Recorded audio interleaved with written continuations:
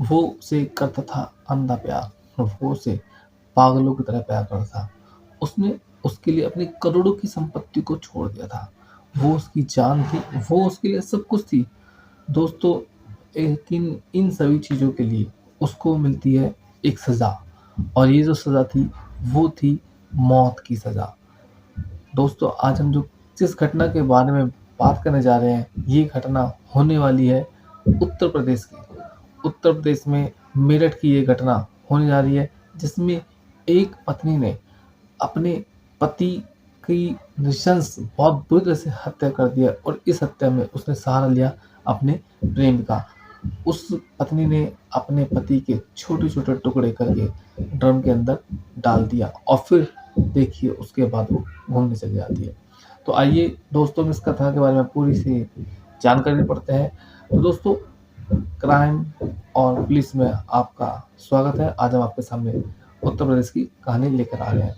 दोस्तों, जिस कहानी के विषय में बात कर रहे हैं, इस कहानी में एक शख्स है सौरभ राजपूत, जिसकी उम्र महज 29 साल की ही है। सौरभ राजपूत ने नेवी मर्चेंट में जॉब थी, और इसकी जो तैनाती थी, ये तैनाती इसकी लंदन में थी।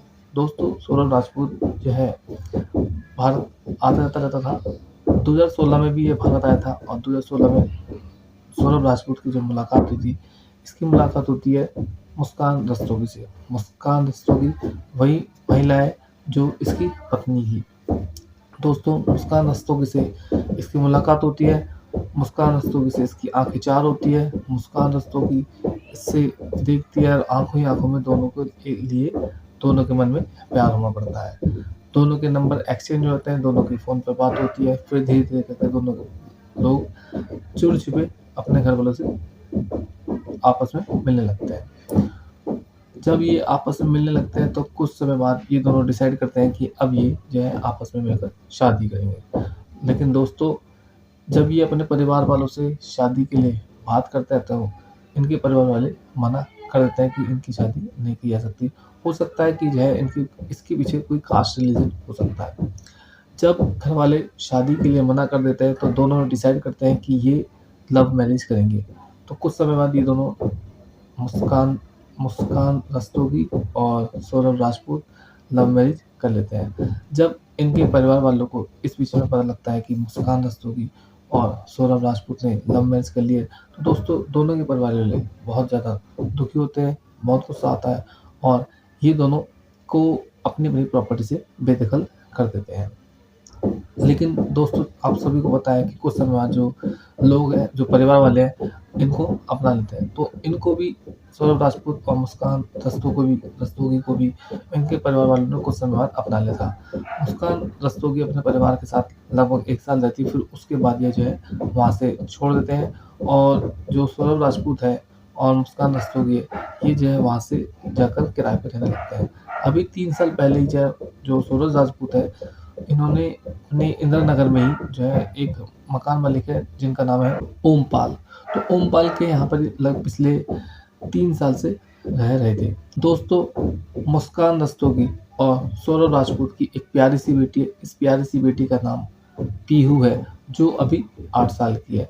पीहू अभी 2nd क्लास में पढ़ती है। कोरोना काल में जो है इनकी जो पीहू थी, पीहू की क्लास जो है पीछे हो गई थी, जिसकी वजह से आज ये 2nd क्लास में पढ़ती है। दोस्तों, 2019 में मुस्कान की ज़िंदगी में एक नया दौर आता है।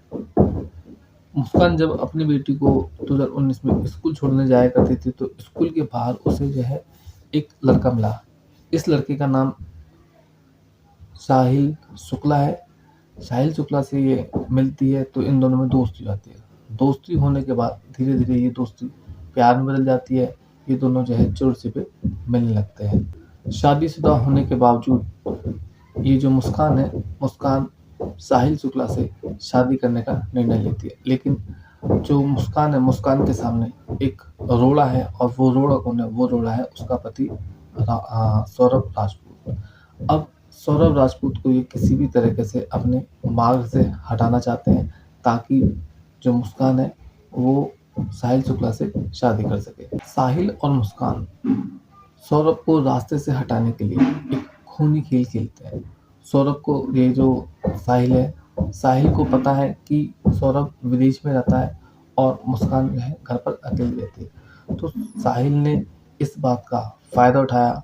वो उसके घर आया जाया करता था, वो उससे मिला करता था और उनके बीच में संबंध भी बन चुके थे। 2022 तक तो सब कुछ ठीक चल रहा था, लेकिन जो शुक्ला था, यानी कि साहिल शुक्ला, वो अब मुस्कान पर शादी करने के लिए दबाव डालने लगा। वो मुस्कान को कहता कि उसे सौरभ से तलाक ले लेना चाहिए और अगर वो तलाक नहीं लेती तो सौरभ को हम रास्ते से हटा देंगे।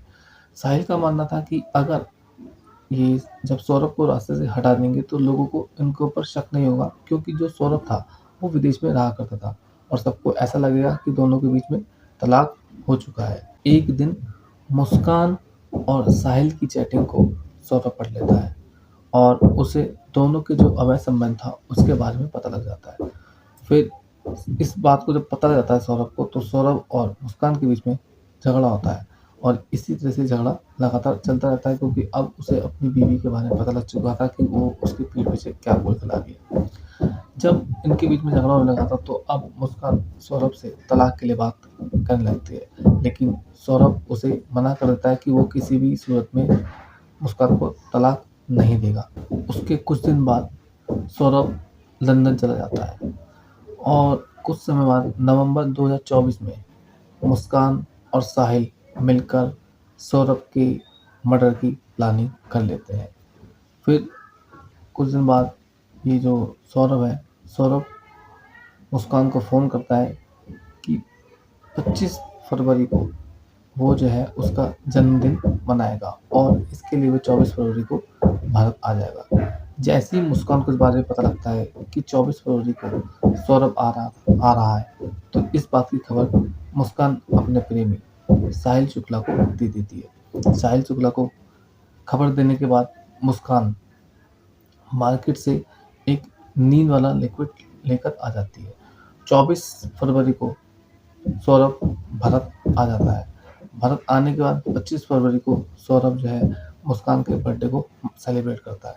उसके कुछ दिन बाद ही 28 फरवरी को उसकी बेटी पीहू का भी बर्थडे है। वो इस बर्थडे को भी सेलिब्रेट करता है। बर्थडे को सेलिब्रेट करने के बाद ये जो मुस्कान है, मुस्कान खाना बनाते हुए उस खाने में नींद का लिक्विड मिला देती है। नींद का लिक्विड मिलाने के बाद मुस्कान खाना सौरभ को देती है, लेकिन सौरभ इस खाना खाने से मना कर देता है। उसके बाद मुस्कान को अपनी प्लानिंग फेल होती दिखाई देती है। जब प्लानिंग फेल हो जाती है तो ये एक अगले मौके का इंतज़ार करते हैं और एक दिन जो सौरभ है, सौरभ को कोफ्ते की सब्ज़ी बहुत पसंद थी और उसका जो घर था पास में था।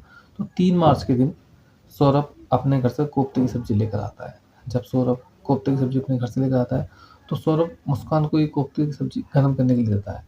जब किचन में मुस्कान जाती है, तो किचन में ही मुस्कान इस कोफ्ते की सब्ज़ी में नींद वाला लिक्विड मिला देती है। उसके बाद ये सब्ज़ी सौरभ को दे दी जाती है। सौरभ इस सब्ज़ी को खा लेता है और रात 12 बजे तक उसे गहरी नींद आ जाती है। जब गहरी नींद सौरभ को आ जाती है, तो ये मुस्कान रस्तोगी है अपने प्रेमी साहिल शुक्ला को फ़ोन करती है। साहिल शुक्ला को जैसे ही फ़ोन करती है, साहिल शुक्ला फटाफट जो है मुस्कान के घर पर आ जाता है और फिर ये दोनों मिलकर रात को बियर पीते हैं। बियर पीने के बाद ये सौरभ है, सौरभ के मर्डर की तैयारी कर लेते हैं। साहिल मुस्कान को कहता है कि वो सौरभ के शरीर में खंजर घोंपे, लेकिन उसके लिए मना कर देती है। फिर साहिल सौरभ के सीने पर खंजर रखता है और उसको दबाने के लिए कहता है। मुस्कान बड़ी बेरहमी से इस खंजर को तेजी से जो है सौरभ के सीने में घुसेड़ देती है। सौरभ के सीने में घुसेड़ने के बाद जब पूरी तरह से खंजर घुस जाता है, तो दोनों मिलकर ये मुस्कान और साहिल लगातार सौरभ के सीने पर वार करते हैं। जब उन्हें इस बात का यकीन हो जाता है कि सौरभ की मृत्यु हो गई है, तब ये सौरभ की लाश को ठिकाने लगाने के बारे में सोचते हैं। लाश को लगाने के लिए इन्होंने मार्केट से 2 बड़े चाकू खरीदे थे और जब ये चाकू मार्केट से खरीदने के लिए मुस्कान गई थी, तो दुकान वाले ने इस चाकू के बारे में उससे पूछा कि वो चाकू किस लिए खरीदी है। तो दुकान वाले ने मुस्कान ने बताया कि उसको जो है मुर्गा काटना है, इसलिए वो चाकू खरीदे। ये चाकू काफ़ी तेज़दार बड़े थे और इनकी कीमत 800 रुपये बताई जा रही है। तो आप सोच सकते हैं कि जिस जिस चाकू की कीमत 800 रुपये होगी, तो वो चाकू किस प्रकार का होगा, किस यूज़ के लिए वो चाकू हो सकता है। उसके बाद ये साहिल और मुस्कान सौरभ के शरीर को, मृत शरीर को बाथरूम में ले जाते हैं। बाथरूम में ले जाने के बाद उसके मृत शरीर के बहुत सारे छोटे-छोटे टुकड़े करते हैं।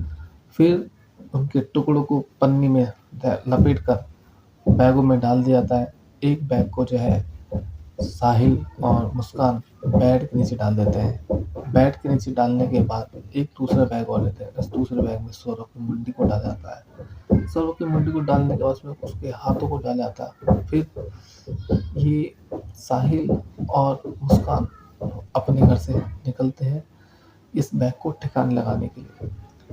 मुस्कान वहाँ से अपने घर की तरफ चली जाती है और पूरी रात जो साहिल था वो उस बैग को लेकर घूमता रहता है। जब साहिल को कोई जगह नहीं मिली इस बैग को ठिकाने लगाने के लिए, तो साहिल इस बैग को अपने घर ले जाता है।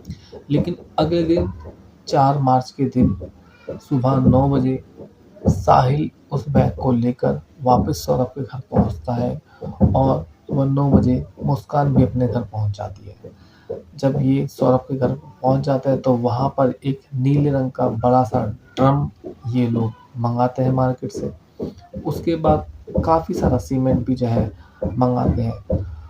सीमेंट की स्लरी तैयार की जाती है। स्लरी तैयार करने के बाद सौरभ के अंगों को, कटे हुए अंगों को ड्रम के अंदर डाला जाता है। ड्रम के अंदर अंगों को डालने के बाद ऊपर से स्लरी डाल दी जाती है सीमेंट की, और उस सीमेंट की स्लरी से पूरे ड्रम को भर दिया जाता है और उस ड्रम को बिल्कुल सील कर दिया जाता है। सील करने के बाद अगले दिन 5 मार्च को ये साहिल और मुस्कान घूमने के लिए मनाली शिमला चले जाते हैं। घूमने जाने से पहले मुस्कान अपनी बेटी पीहू को अपनी माँ नानी के घर छोड़कर चले जाती है, क्योंकि जो मुस्कान थी वो जा रही थी साहिल के साथ, ना कि अपने पति के साथ। और अगर वो ऐसे में अपनी बेटी को ले जाती तो वो उसको पहचान जाती, वो बोलती कि ये इसके पिता नहीं है, फिर